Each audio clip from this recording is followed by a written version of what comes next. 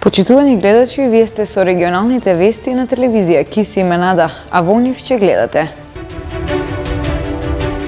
Италијанската компанија Техноалпин го представи планот за ски центарот Попова шапка. Најавуваат модерна инфраструктура и скијачка сезона од над 100 денови.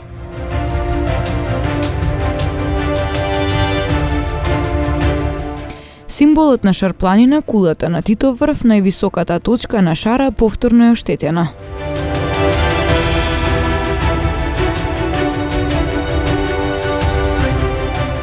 Полицајци на продавачите им укажуваат последиците доколку продаваат петарди и ракети.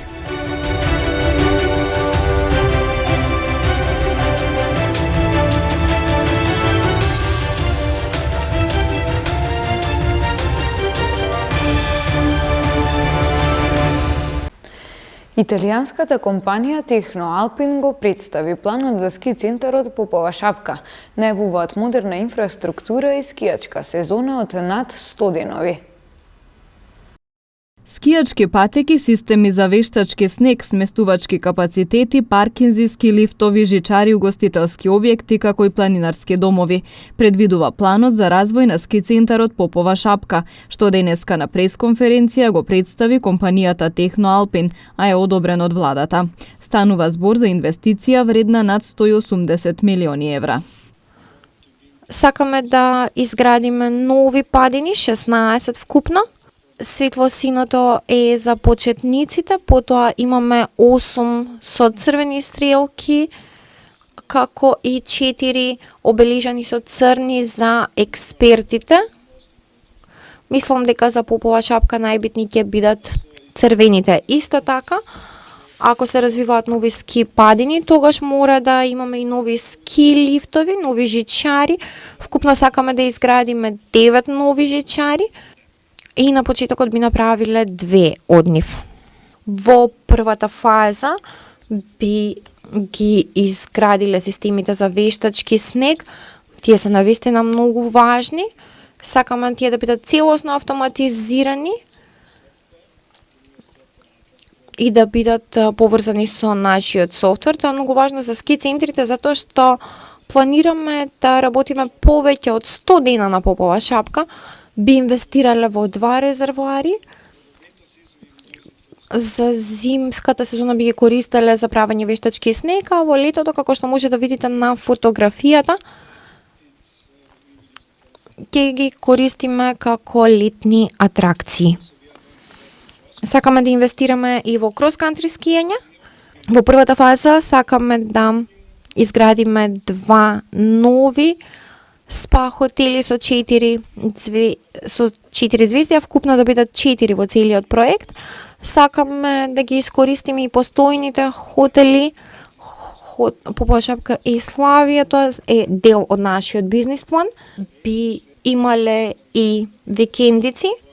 Исто така сакаме и 2 планинарски домови со 160 места. Предвидени се и паркинг места кои што сега ги има недоволно. Планираме 3 нови паркинзи, како и улици кои што ќе водат до новите хотели. Министерот за животна средина и просторно планирање Насер Нуредини наведе дека Попова шапка е прилично стар ски центар, во кој досега немаше поголеми инвестиции за модернизација.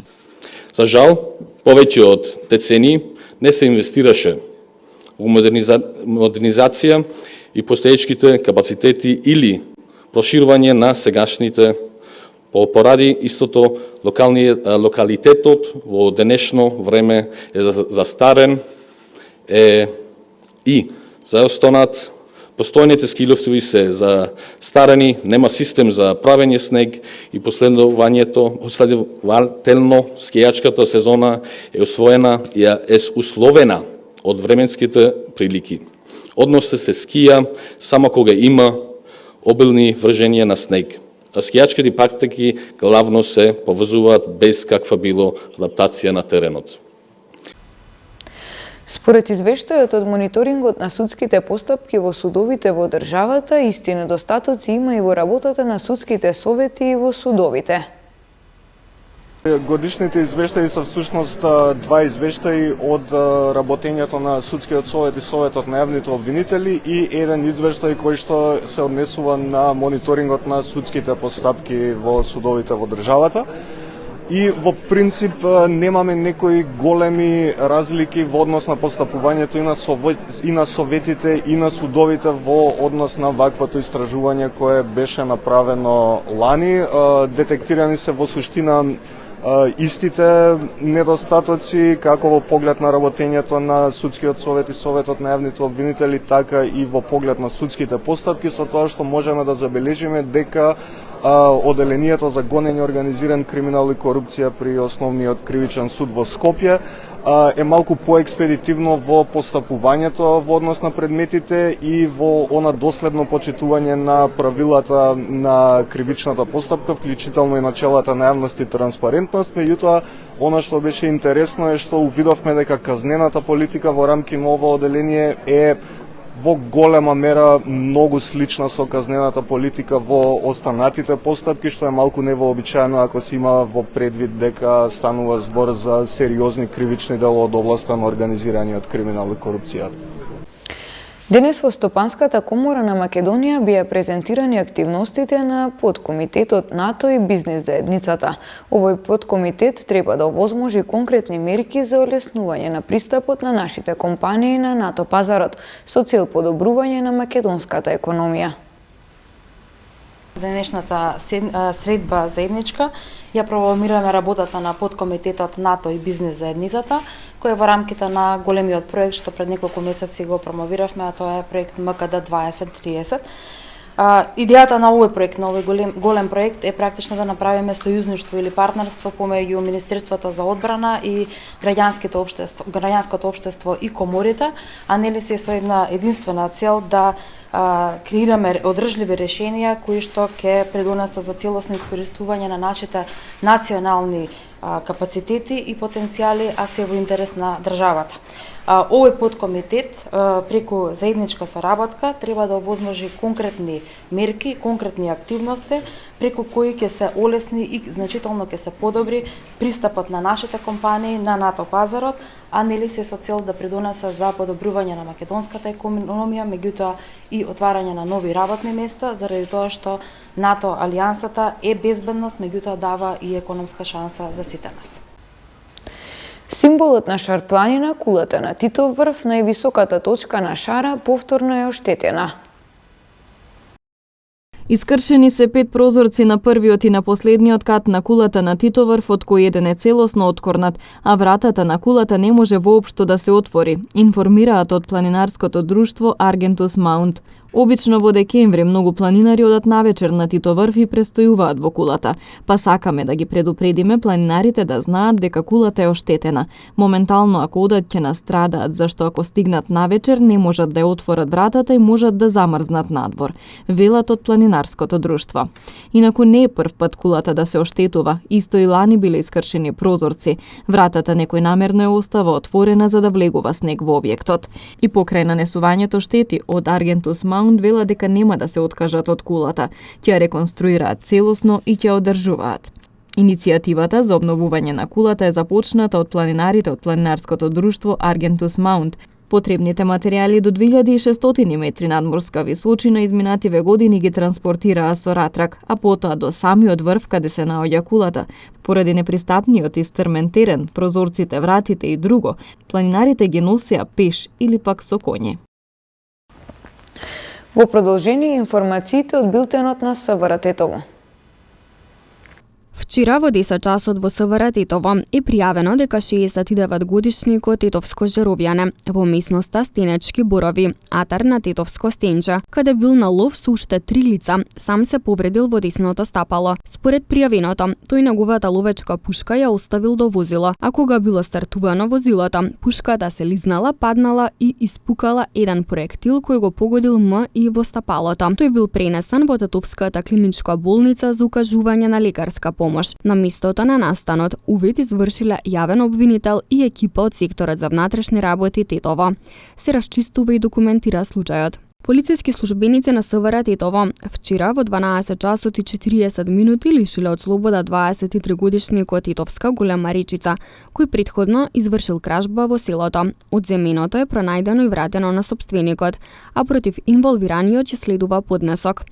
Полициски службеници на СВР Тетово вчера во 17 часот и 30 минути во Тетовски Пирок лишиле од слобода 45-годишник од ова село, кој претходно бил пријавен од 38-годишничка, потоа и од нејзиниот малолетен син, дека им се заканувал и физички го нападнал малолетникот. Тој е задржан во полициската станица Титово за расчистување и документирање на случајот. Ноќеска 50 на минути после полноќ, полициски службеници на СВР Тетово лишиле од слобода 44-годишникот Тетовско село, кој бил пријавен од неговата супруга и син дека околу 23 часот и 30 минути во семејниот дом физички ги нападнал. Тој е задржан во полициската станица Титово за расчистување и целосно документирање на случајот, пошто против него ќе следува соодветен поднесок.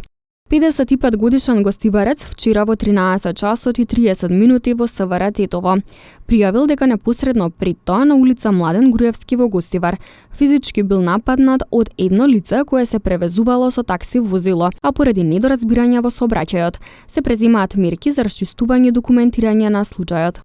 Во пресред пак на викендот што измина, полициски службеници на СВР Тетово, Оделение за внатрешни работи Гостивар, спроведоа уште една од серијата акцијски контроли во казина и спортски обложувалници. При контролата во казино на улица Ки Братство во Гостивар бил затекнат 15-годишник од Гостиварско село, а во обложувалница на улица Гоце Делчев 16-годишник од Гостивар. Двајцата малолетници им се предадени на нивните родители, а против собствениците на казиното и обложувалницата по целосно расчистување и документирање на случајот ќе им бидат изготвени поднесоци по член 20 од Законот за игри на среќа и за забавни игри. Полициски службеници од одсекот за превенција вчера на Тетовско-гостиварското подрачје остварија средба со продавачите на новогодишни реквизити и одблиску ги запознаа со законските импликации доколку вршат продажба на пиротехника. Полициски службеници на СВР Тетово, одсек за превенција, вчера од 10 до 14 часот спроведоа конкретни превентивни активности на планот за откривање, спречување и санкционирање на нелегалното набавување и продажба на петарди и други пиротехнички средства во Гостивар и Тетово.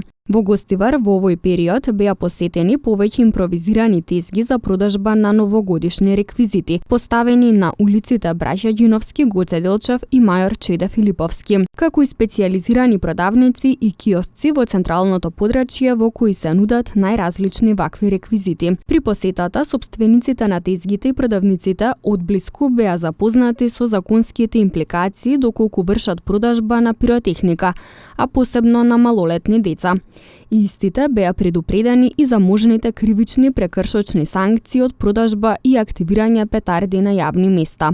Покрај во Гостивар вакви посети вчера се реализираа и на Тетовските улици Маршал Тито, Видоје Смилевски Бато, како и на Тетовскиот Зелен пазар. И на овдешните трговци им беше советувано да се воздржат од продажба на пиротехника, затоа што во спротивно ќе се соочат со соодветни поднесоци и со кривично правни последици. Слични активности ќе се реализираат и во наредниот период, со цел да се придонесе за справување со нелегалната продажба и активирање на пиротехника пред и за време на престојните празници. Почитувани гледачи, тоа беше се за ова понеделничко издание на регионалните вести. Ви благодариме на вниманието со кое не следевте. Пријатно!